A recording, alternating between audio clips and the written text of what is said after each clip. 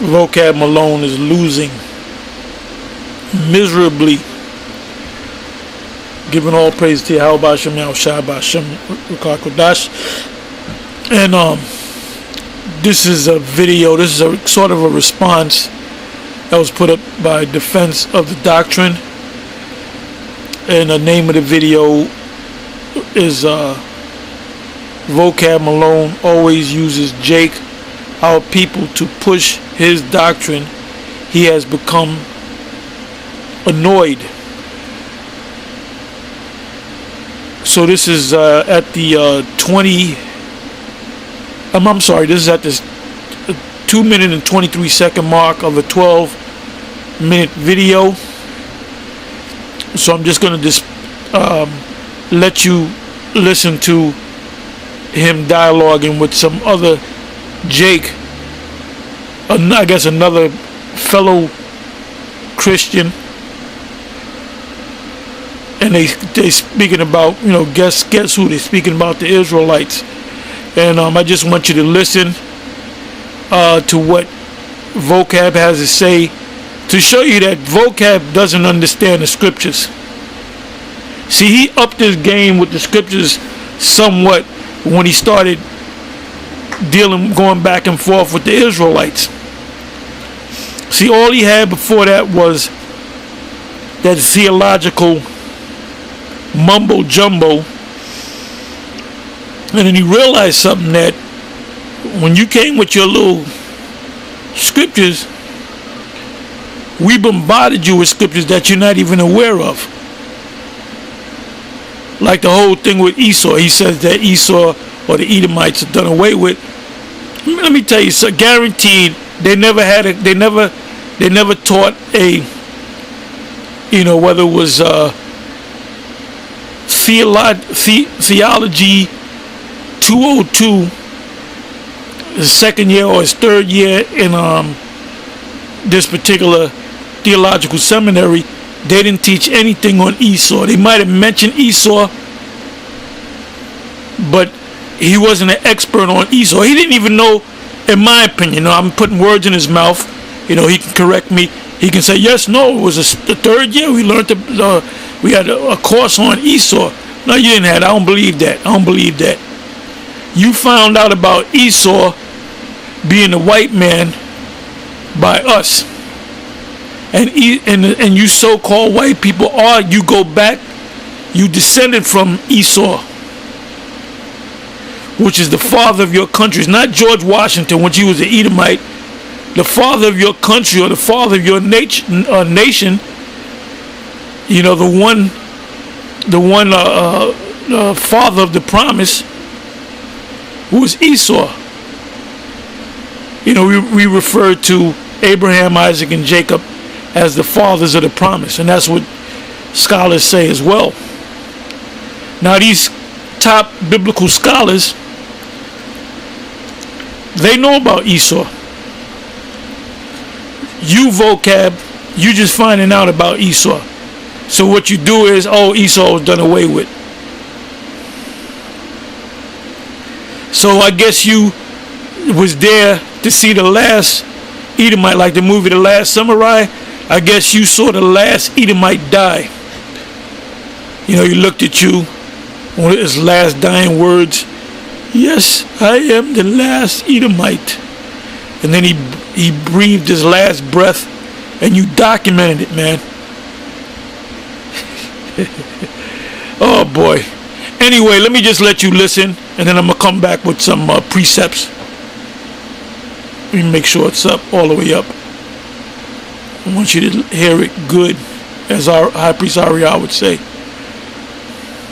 I thought the same thing. Like, there's a level of you be empathetic, but then there's a level of it seems like you caping for this doctrine, right? And similar thing. Yeah, if you look up the word caping, like in the Urban Dictionary, or it's slang for lying, faking it, because he maintains that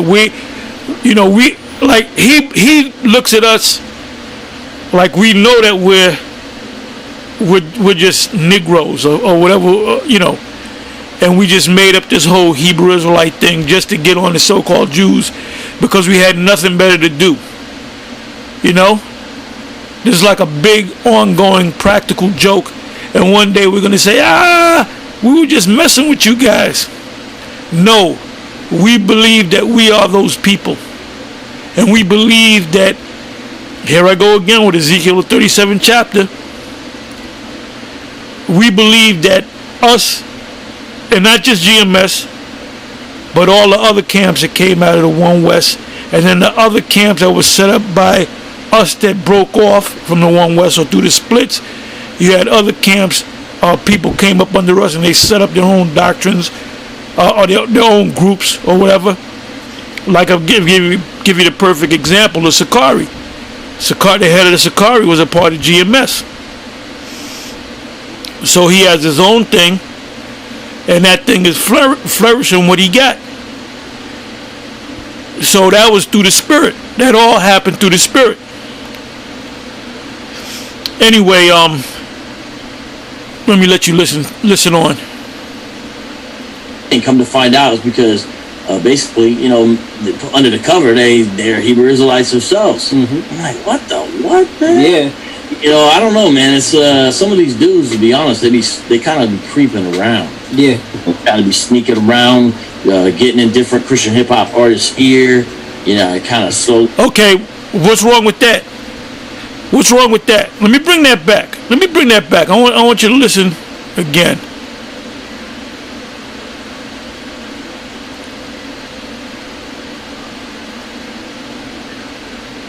There's a level of like you be empathetic, but then there's a level of like it seems like you caping for this doctrine, right? And you know, similar thing. Come to find out, is because basically, you know, under the cover, they're Hebrew Israelites themselves. I'm like, what, man? Yeah. You know, I don't know, man. It's some of these dudes, to be honest. He's basically saying that you got Israelites that try to wake up Jakes that are so-called Christians, but they won't say, oh, by the way, I'm a Hebrew Israelite, I'm trying to wake your dumb ass up. You know, you might have an Israelite that comes on a Christian tip, like he's a fellow Christian. And could you please show me a scripture where that's that we can't do that? Let's listen on. They kind of be creeping around. Yeah. Nothing wrong with creeping around, as long as you ain't creeping on a brother's woman. Sneaking around, getting in different Christian hip hop artists' ear. You know, kind of slowly, but and let me say this: the 99% of the brothers and some of the few sisters that are now that believe that the Israelites were Christians. Not really making it known what's happening, you know, going into churches and pulling brothers off to the side. Man, I've seen this stuff, and nothing wrong with that. There's nothing wrong with that, what they're doing. If they're doing that, there's nothing wrong with that. We can creep, we can cape, we can do all that. There's nothing wrong with that. And I'm going to show you that in the scriptures. Every time I talk about this, I got to tell you, man, every time I talk about this, they call me liars. They be like, you're lying, nobody's doing that. And then I'm like, look, first of all, I've seen, like, this is not hearsay, this is like my life, right? You know what I mean? Like, I know this. I know what happened last week in my life. Yeah, but then somebody will hit me up and be like, hey, you know, so and so. Like, yeah, they're cool. Oh no, they flipped over and now they're trying to convert so and so. You know what he's just saying? He's saying that, I don't know if he's talking about a specific person, but you got a lot of Christians, Jakes, that are basically throwing that plantation Christianity out the window, because they don't have nothing. How in the hell? What if we just said, you know what, Vocab, you're right, we're gonna follow you now. What in the hell can you teach me? You don't have nothing to offer. Your Christianity is limited. You don't know none of the prophecies. You know, you don't know. You couldn't break down Daniel 2, Daniel 7. I'm going through that list. Revelation, Ezekiel, Obadiah. You couldn't break down anything. You'd be lost, man. So for us to go back to being a Christian would be going backwards, man. You know, you have a doctorate degree, and then you got to go back to the first grade with the knowledge that you obtained from the first grade all the way up to a top university, a graduate student, a professor. You want us to go backwards, and guess what? We ain't going backwards, man. Your boy Jada Producer, you know, he left the IUIC and he got with you and he did his own thing. And guess what? He hasn't been doing no videos. You know what he's back into? His music. The dog going back to his vomit. Was that 2 Peter 2 verse? You can start from 20 and read. I believe the key verse is the 22nd verse. So these are people that come out of Christianity, follow, as you call it, Israelism, and then they're disenchanted by it. You know what they do? You know, they curse us out, and basically after a while they get tired. Nobody's paying them any attention, so they just go back to what they always did, what they did before they became an Israelite. Let's listen on. And I literally just got one of these calls last week about another guy here. And I'm like, wait, what? Another guy like, converted? Yeah, it's like dudes you wouldn't, a lot of times dudes you wouldn't really think. You're like... Yeah, a lot of people, a lot more of them is going to leave, man. Them guys, them jakes that are following you, they're not sleeping sound. Anyway, let's go into the precepts. Put a couple of precepts together. First precept. 2 Corinthians 12 verse 16, because he said that we were caping, that we were lying, that we're deceiving people, that we're creeping. He used those terms, but let's see what the scriptures say. I guess if you're creeping around and you're acting like you're a Christian, but you're trying to get another Christian to become an Israelite, the Most High is going to cast us into hell. And hellfire is nothing but a fairy tale, man.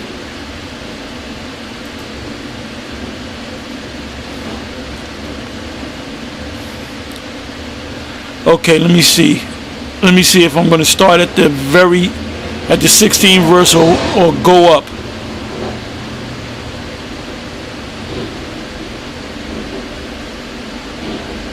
The 15th verse is good. Okay, I'll start at the 14th verse.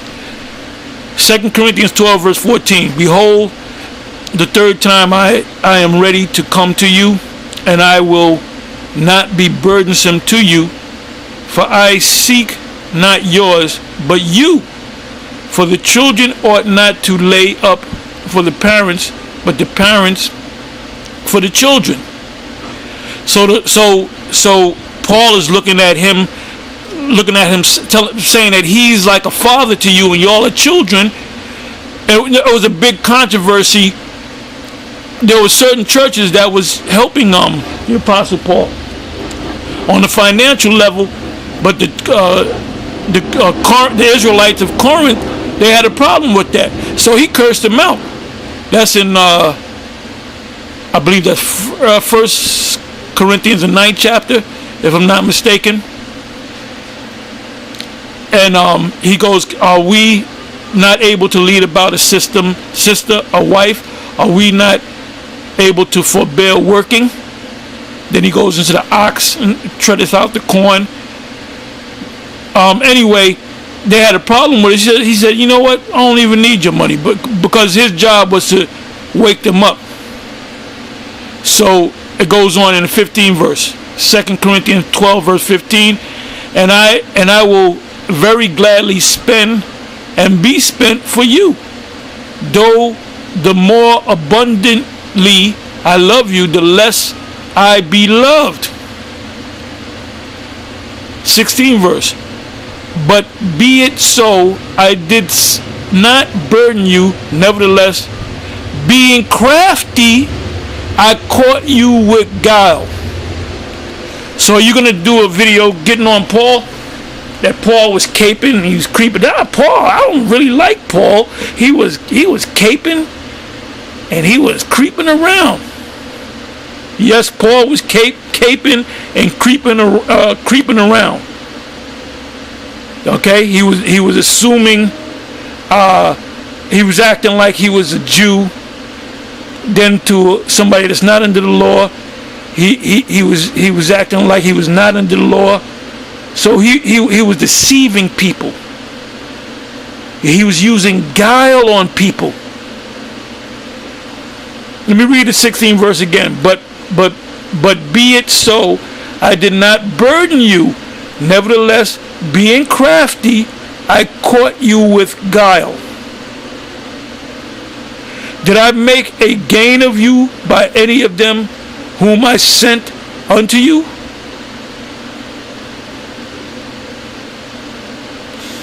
And you can read further down, but this is all I want. So let's deal with the 16th verse. 2 Corinthians 12, verse 16. Let's pull out some words. Because I guess if you're caping and you're creeping around and you're deceiving people and you're saying that you're a Christian but you're really an Israelite, there's nothing wrong with that. You're not going to burn in hell for making people think you're a Christian. So let's look up the word crafty. We should look up guile first, but let's look up the word crafty. The word crafty is, I'll let you listen to it. Hear the Strong's G 3835. Panorgas.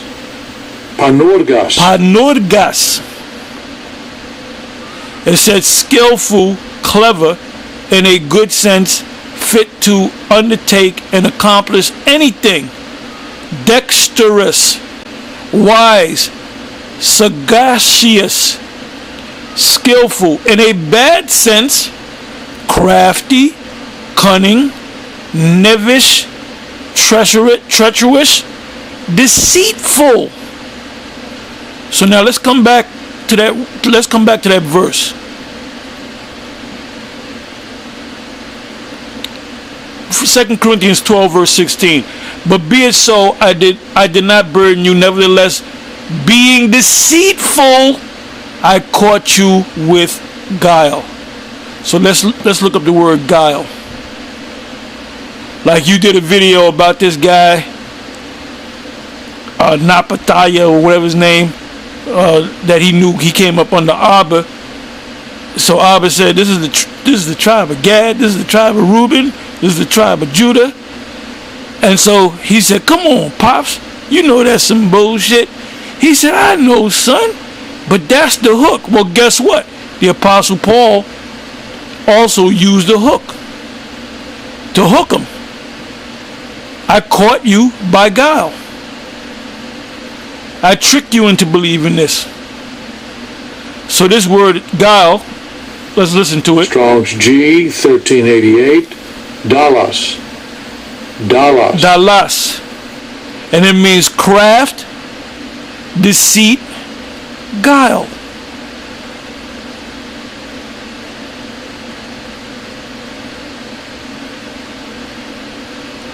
Now as you read further down in the blue letter, it says, just pull out a few lines here and there.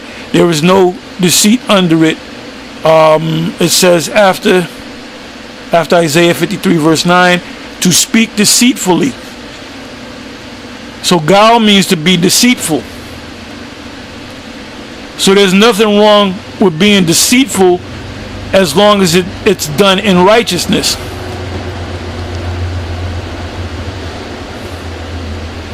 Now we're going to go to Romans 3 verse 4. And I think we'll start at the 3 verse 3.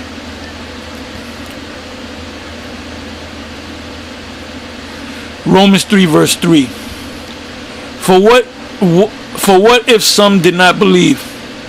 Shall their unbelief make the faith of the Most High without effect? You know what that means? you got Jake out there that's, I don't believe this. Then, you know, our response to that, well, if you don't believe it, you can walk down the street. You know, we're not going to bend over backwards for Jake. We're going to tell him what they are. And then sometimes you might have somebody that might be open to receive this truth, but they're kind of leery about it. And so you explain it further to them. You show them more scriptures. And they might leave and they might come back a couple of weeks later. But then there's some people that just can't get it. And then with those people, you leave them alone. Anyway, the 4th verse, it says, Romans 3 verse 4.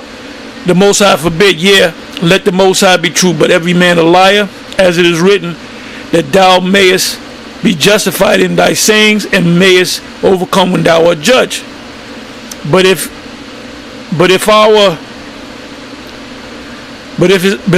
our righteousness commend the righteousness of the Most High, what shall we say? Is the Most High unrighteous, who taketh vengeance? Now that right there, that last verse makes me think of Romans, the 9th chapter, because the Most High basically said he set up Jacob to be righteous, the good vessel, or the vessel that he loves, and Esau to be the bad vessel, the vessel that he's going to destroy. So you might ask yourself, does that makes the Most High unrighteous? No, it does not. That's a term called indignation, justifiable anger. It says, the Most High forbid. For then how shall the Most High judge the world?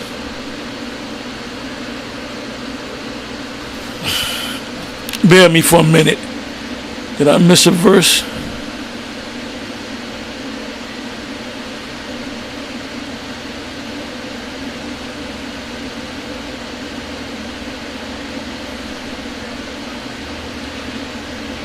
Bear me for 1 minute.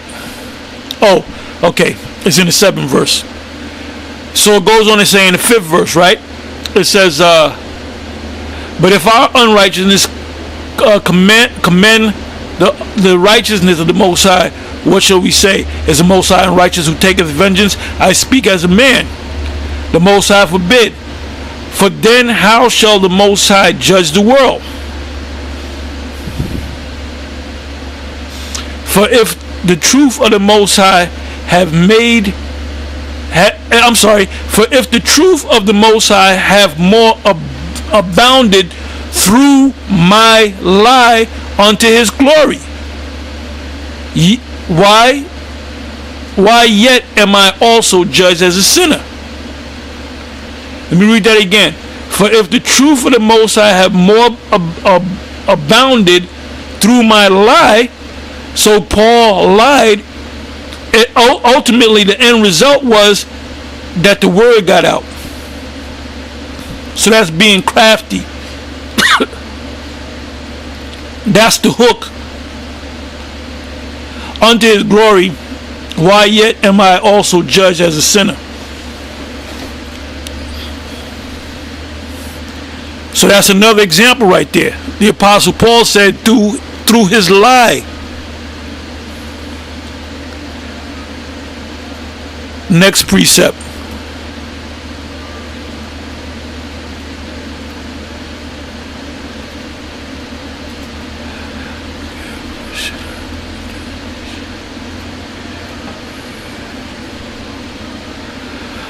Okay, this is 1 Corinthians 9 verse 19.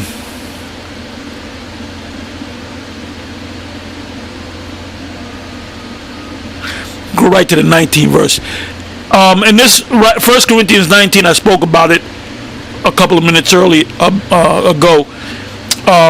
This, you got to read this whole chapter. It's a great chapter. Basically, this is the curse out chapter where the Apostle Paul curses out these Israelites in Corinth. It says 1 Corinthians 9 verse 19, for though I be free from all men, yet have I made myself servant unto all, that I might gain the more. And unto the Jews I became a Jew, that I might gain the Jews. So if he was speaking to someone that was born in a Hebrew Israelite household, and they knew that they were the Hebrew Israelites, and he was circumcised on the 8th day, and he kept the laws, statutes, and commandments, you approach that man differently than you would approach an Israelite foreigner who's in a Gentile state of mind. And it's going to say that. And so when you approach a Christian, you gotta almost become a Christian. You gotta think like a Christian, right? You got to go back to when you were a Christian. Remember, 99% of the Israelites were at one time Christians, man. Anyway, it says, and unto the Jews I became as a Jew, that I may gain the Jews. To them that are under the law, which is an Israelite, as under the law, that I might gain them that are under the law. 21st verse. To them that are without the law, meaning you have Jakes that, going back 2,000 years ago, you had Israelites that knew that they were Israelites, that kept the Sabbath, kept the high holy days, spoke Hebrew. Then you had Israelites that were living in other countries that knew that they were Israelites, and they probably lost the language of Hebrew. That was what the Pentecost was all about. Deuteronomy 16:16. You can read that. And then you had Israelites that had no clue that they were Israelites. Like, for example, most of us. Now, in my household, my parents knew that they were Israelites, but they really didn't, put that on my back, but they spoke about it.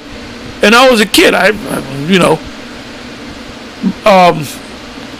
because in our household we didn't eat pork.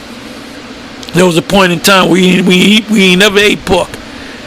There was a point in time where we did eat pork as children, but there was a point where they cut the pork out. So it says, to them that are without law, and we were without law. We had no beard on our face. We didn't honor the Sabbath because we didn't know. It says, as without law, being not without law to the Most High, but under the law of Yahushua, that I might gain them that are without law. To the weak became I as weak. There's a scripture, I believe it's in Romans, the 14th chapter. As a matter of fact, let me try to bring it up. Bear me for a minute.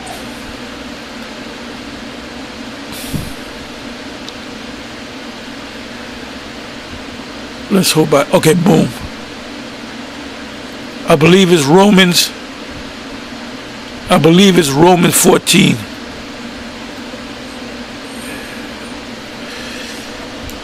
Just bear with me. I'm in here with the lights out, so I got to use my phone. Okay.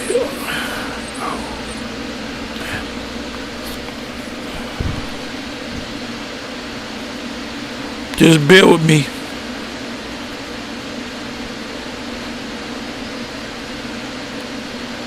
Okay, Romans 14 verse 1. Him that is weak in the faith receive ye, but not to doubtful disputations.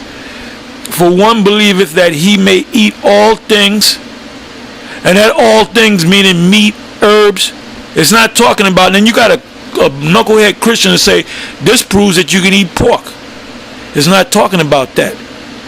You had some of our people that didn't eat meat. So it said, for one believeth that he may eat all things, another who is weak eateth herb. What does it mean by weak? He's weak, he's lowly, he needs herbs to build him up. Let not him that eateth despise him that eateth not. And let not him which eateth not judge him that eateth, for the Most High hath received him. Who art thou that judgest another man's servant? To his own master he standeth or falleth. Yea, he shall be holding up, for the Most High is able to make him stand. It goes on to say, one man esteemeth one day above another, another esteemeth every day alike. Let every man be fully persuaded in his own mind. Now, what is that talking about? Let every man be fully persuaded in his own mind. And in other words, you can't push nothing on somebody. If they can't get it, if they can't see that they're Israelite, you can't push it on them, man. Because some men are going to get it quicker than others. So now let's go back to 1 Corinthians 9 verse 22. To the weak I became weak, and we just read that in Romans 14, that I might gain the weak. I am made all things to all men, that I might be by all means save some. And this I do for the gospel's sake, that I might be partaker thereof with you. Know ye not that they which run in a race run all? And this right here should be read a lot more. It says, let me read that again. 1 Corinthians 9 verse 24. Know ye not that they which run a race run all, but one receiveth the prize? So run that ye may obtain. And every man that striveth for the masteries or mastery is temperate in all things. Now they do it to obtain a corruptible crown, but we an incorruptible. So now let me explain that. 25th verse again. And every man that striveth for the mastery, in other words, you go to a boxing gym, you see that you're good at boxing, and your goal is to be the world champ. Well, guess what? You're going to have to put a lot of things to the side to dedicate yourself to going to the gym every day. And you have to have a good coach, and you have to listen to your coach, and you have to work out, you have to eat the right foods in order to obtain that corruptible crown, which is a belt, the WBC, the WBA belt, the IBF. So the same thing with this truth. You gotta be in this truth wholeheartedly, man. Like you want to make it to the, you want to be a draft pick in the NFL or the NBA. You got Kobe, you got LeBron James, you got Michael Jordan, just to name a few. Do you think there was like lollygagging with them practicing? Do you think they had Magic Johnson? The list goes on and on. Those top, MVPs, won NBA championships, became famous, men of renown. Genesis the 6th chapter. They had to work. They had to eat right. They had to exercise, and then they had to get nutritionists, dietitians, physicians, condition coaches, and they had to dedicate themselves to the sport. So it's the same thing with this truth that we in. And there's a lot of guys in GMS that are half-ass about this, man. And guess what? We got a surprise for y'all. The Most High gonna get rid of a lot of y'all, man. You guys that drag your feet, you don't grow. You're in the same. You might have been in this thing up just over a year out, 8 years, and you come off like a guy that's been in this thing for 6 months. You haven't grown. You ain't on fire with this thing. It speaks about a lukewarm brother. Either you're on fire with this thing, or you cold. Either you're hot or you're cold. And if you're cold, the Most High said He's gonna spew you out of His mouth. A lot of y'all don't want to do this no more. It's not sexy no more. The thrill is gone. You ate the roll when it was sweet, and now that you digest it and it's bitter in your belly, you don't want it no more. And that word bitter means agitated. Because many of men have come into this thing, and many of men have fallen off and went back into the world. So I see that coming again.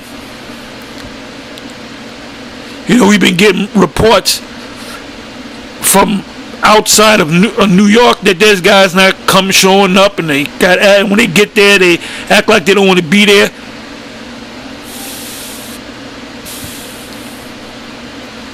Anyway, let me go to the next scripture.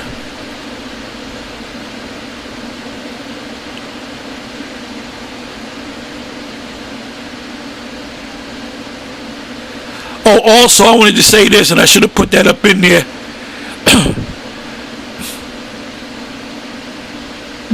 Well, I'm going to read it. I'm going to go ahead and read it. This is the Apostle Paul pretty much using his status as a Roman citizen to get out of being judged by the Roman authorities. This is Acts 22, verse 24 to 30.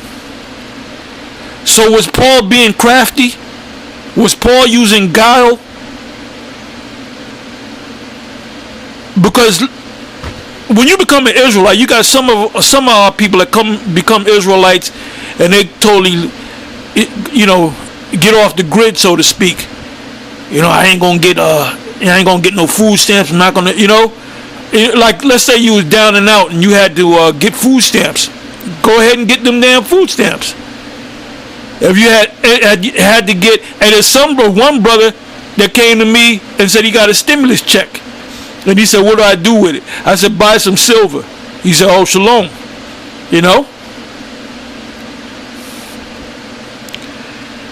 Cause you be a damn knucklehead if they send you a stimulus check, but I don't want no goddamn. I don't want their fucking stimulus check.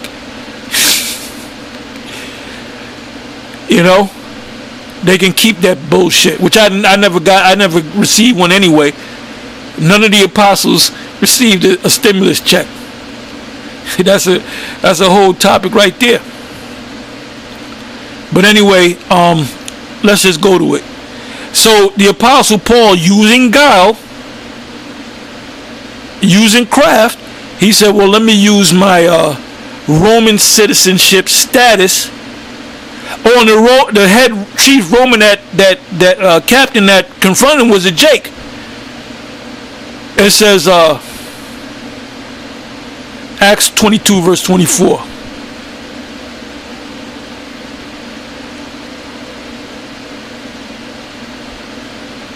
It says the chief captain commanded him to be brought into the castle and bade that he should be examined by scourging. You know what that means? That means they were going to torture him to get information out of him. That you know what police do if they catch you and they say you murdered that girl, you raped her and you murdered her, and you might not be the guy, and you say I didn't do that, and you know what they'll do? They'll beat the shit out of you until you say yes, I did it. And that's all they wanted. And then they stop beating you, man. That happens every day in America, man. So then when you go to court 2 years later, you tell they say, well, we got a confession right here. He confessed that he killed the girl. He raped the girl. He killed the girl. And then you say, no, they tortured me. Your jury's going to be fucking Edomites. He said, that's a lying nigga. And you motherfucker, I'm getting mad now, man. There's gonna be the roles are gonna be reversed, man. The roles are gonna be reversed. And let me just say this: I wouldn't want to be an Edomite for $1 trillion, man. I wouldn't want to be an Edomite for all the money that Jeff Bezos and Bill Gates and Melinda Gates got. I wouldn't want to be an Edomite, man. If they say you can be the richest man in the world, you can be a multi-trillionaire. You can be over the Rothschilds. I said, no, I don't want to be over the Rothschilds if I got to be Edomite. I'll wait, I'll wait until they go, because they're going to go down anyway. Anyway, it says that he might know wherefore they cried so against him.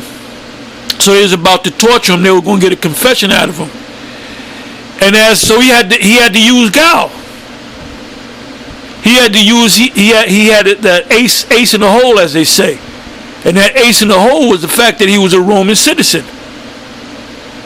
It says, and as they bound him with thongs, and by the way, thongs is not talking about panties that a woman wear. It's talking about they took like leather and they bound it about his hands and feet so he wouldn't escape. But you got a simple ass nigga that'll make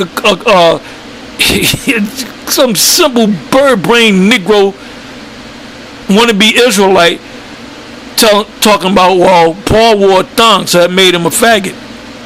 You got a lot of bug outs in Israel, and it was no different from back then. When we was back there in the 80s and the 90s, you had nothing but bug outs, man. You had this one guy came in and said, I got manna from heaven. And so this is before I even came into the school. Yeshaya told me the story, and they said, well, where's the manna? And he brought out a jar of golden blossom honey. He said, that's a manna from heaven. Anyway, let me read on. It says, 25th verse, Acts 22 verse 25, and as they bound him with thongs, Paul said unto the centurion, and centurion means what? It means an office of 100 men. So he was a captain that stood by. Is it lawful for you to scourge a man that is a Roman and uncondemned? Meaning he wasn't. He didn't receive due process, where they have the witnesses, they have the evidence, and then they condemn you. Now, when you look up the word Roman, when you click on the word Roman, it means Roman citizenship. 26th verse. When the centurion, so this is Paul using guile. He pulled out his, I'm a Roman citizen, just like us. If I got to pull out I'm an American. It says, so we still get benefits, like Paul got benefits. Didn't it say we're going to be fed from the face of the serpent? Didn't it say in Deuteronomy 28, 47 on down, that in the want of all things, even to this day, when the centurion heard that, he went and told the chief captain. So this centurion was an officer of 100, and there was a guy over him. Matter of fact, you know what I'm going to do? Let me click on the word centurion. Because we make it our business to be correct. Well, it says an officer in the Roman army. It should say an officer of 100, because the word cent is 100. That's where you get the word century. This is the second century, which is the second 100 year. So you got to know a little Latin, you got to know a little Greek. Anyway, he went to the what? This officer of 100 went to the captain over him. So if this centurion was an officer of 100, the captain had to be of a higher office. It says, when the centurion heard that, he went and told the chief captain, saying, because what you had was, you had legions. You had the first legion, the second legion, and a legion represent a little less than 7,000 men. I believe you had like 700 horsemen, and I believe the rest of them were foot soldiers. It says, take heed what thou doest, for this man is a Roman, meaning a Roman citizen. Because what were they about to do? They were about to beat the hell out of him, man. They were going to examine him by scourging. 24th verse. meaning they were going to interrogate him.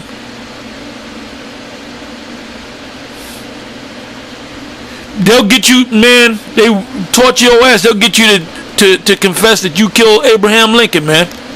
That John Wilkes Spoots, whatever, however you say his name, that you really did it. You pushed Spoots out of the way and you shot him in the head. If they beating on you like that. So the Apostle Paul didn't want to get that ass whipping. So he thought quick. He said, you know what? Let me use my Roman benefits. It says when the centurion heard that, he went and told the chief captain, saying, take heed what thou doest, for this man is a Roman citizen. The word there is Roman, but it means Roman citizen when you look it up. It says, then the chief captain came and said unto him, tell me, art thou a Roman or a Roman citizen? He said, yeah. So Paul had to put on a different hat. He had to take off the Hebrew Israelite hat and he had to put on the Roman hat. It says, 28th verse, and the chief captain answered, with a great sum obtained I this freedom. So what is that telling you? That this captain was a slave under the Roman Empire. So that suggests to me that he could have been an Israelite, because you had Israelites that came up. They had, just like you got Jakes today in high offices. You got Congress people, senators, you know. Yeah, you got Barack Obama. He became the president. And the same thing happened when the Romans were taken down and Jake took over. After the Flavian dynasty, Domitian was dead. Who took over? Jake. They were the new Caesars, man. And Jake is trying to get up into power now. Anyway, it says, and the chief captain answered, with a great sum obtained I this freedom. And Paul said, but I was free born. So it says, then straightway they departed from him, which should have examined him, beat him, torture him. And the chief captain also was afraid after he knew that he was a Roman citizen. And because he had bound him. So he's like, man, I hope this guy doesn't, go to the authorities and say we bound him. He was like, hey,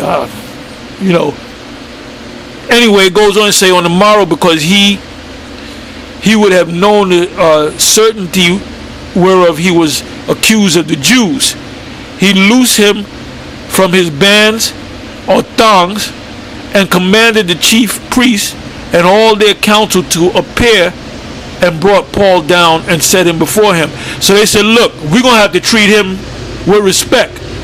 We're going to have to give him the honors and the benefits of a Roman citizen.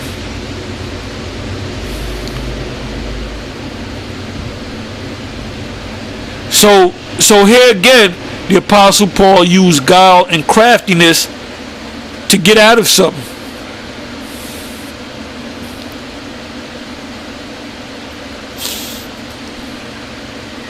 Now, didn't he do that to Agrippa? Was that Agrippa, if I'm not mistaken?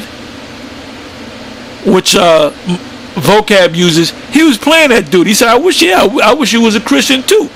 He was playing the man.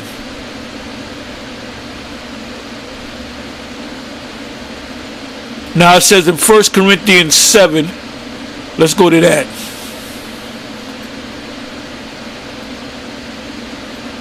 First Corinthians chapter 7.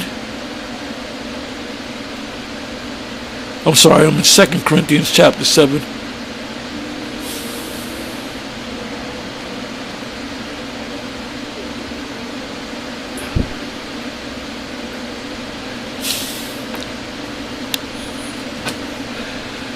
First Corinthians chapter 7,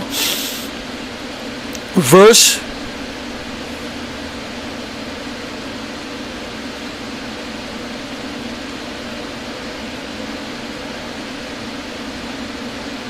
I should start at 29. You know what? I'll start at 30. 1 Corinthians 7 verse 30. And they that weep as though they wept not. And they, in other words, you get depressed in this kingdom, man. And like I said, a sign of depression is gaining weight, getting fat. And I was saying that yesterday at the camp. I said all of us that came in here, we were skinny, and then through the years we gain a lot of weight. But then you kind of catch yourself, and you start going to the gym. You change your diet up, and then you start to lose the weight again. And like this guy, John Mark Reiser, aka Vocab Malon, he gained a lot of weight. You know, at one time he was what? He's depressed, man. Deep down, he's depressed because he has a burden on him, man, to come against us. They put the burden on him. It says, and they that weep as though they wept not, and they that rejoice as though they rejoice not, and they that buy as though they possess not, and they that use this world. So if you got to get food stamps, if you got to get a one-shot deal from the welfare, if you got to take a loan out from the bank, you got to do something to, maintain the way you living. You better use this world, man. You ain't gonna go to hell for using the world. All right. Anyway, it says, as not abusing it, as not going overboard, for the fashion of this world passes away.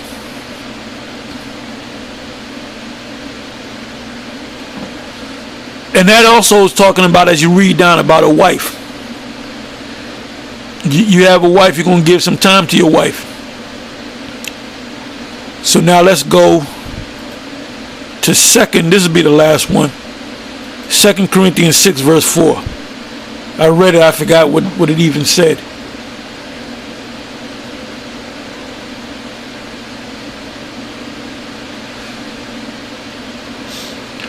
Alright, yeah. I'll start the 4th verse. And you can also read from the top. 2 Corinthians 6 verse 4. But in all things approving yourself as the ministers of the Most High. And that's what we are. We received this word. We were taught it by men over us.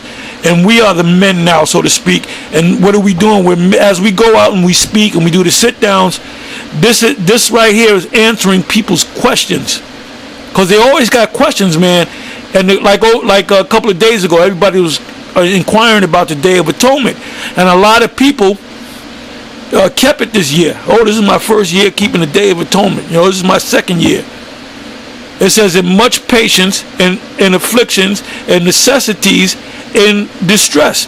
The Apostle Paul said, I know, how do you say it? I know how to abound and to be abased. So there was times where Paul got blessings. And there was a time where Paul was catching hell. And we've been through that. We've been through the blessings and through the hell. And the blessings and the hell.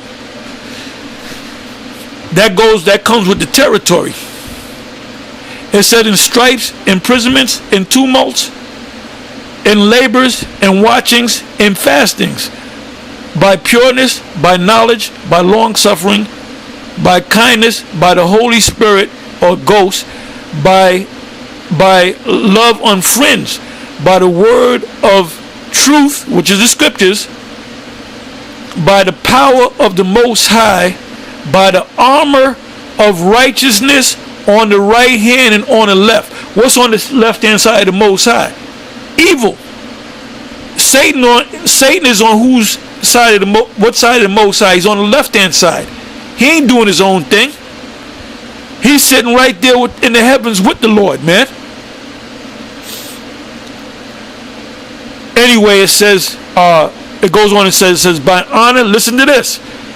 It's 8th verse. By honor and dishonor. So what Vocab was saying, these guys are basically dishonorable.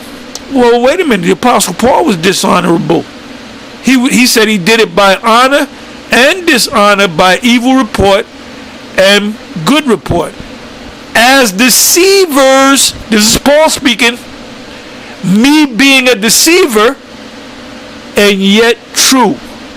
So can I go and pretend like I'm a Christian to catch this man by guile? You got damn right. Anyway, with that, I'm going to say shalom, and so on to the next one. Shalom.